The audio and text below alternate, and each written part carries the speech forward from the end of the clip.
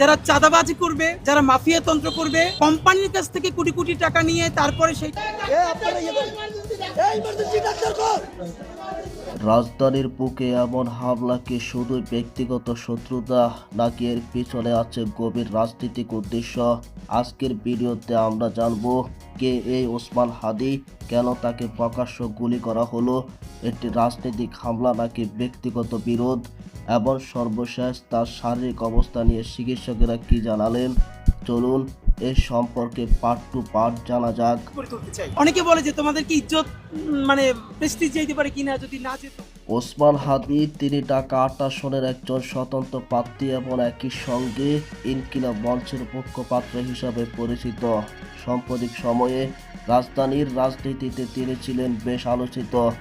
বিভিন্ন রাজনৈতিক বক্তব্য, সভা সমাবেশ, গণমাধ্যম উপস্থিতির কারণে তিনি পরিচিত হয়ে উঠেছিলেন।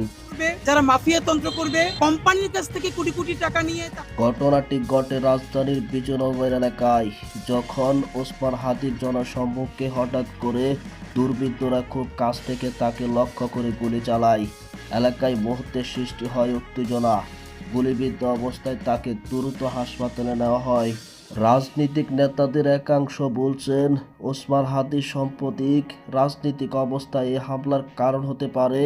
অন্যদিকে তদন্ত সংশ্লিষ্ট সূত্রে বলছে ব্যক্তিগত শত্রুতা বা পুরনো বিরোধের কারণে হতে পারে।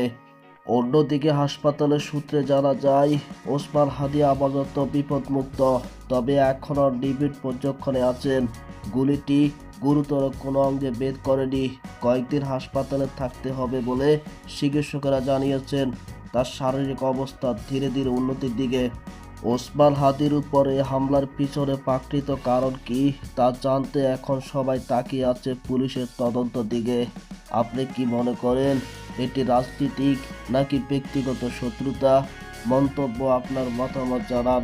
ভিডিওটি ভালো লাগলে লাইক দিন, শেয়ার করুন এবং গুরুত্বপূর্ণ আপডেট পেতে চ্যানেলটি সাবস্ক্রাইব করে রাখুন। ধন্যবাদ।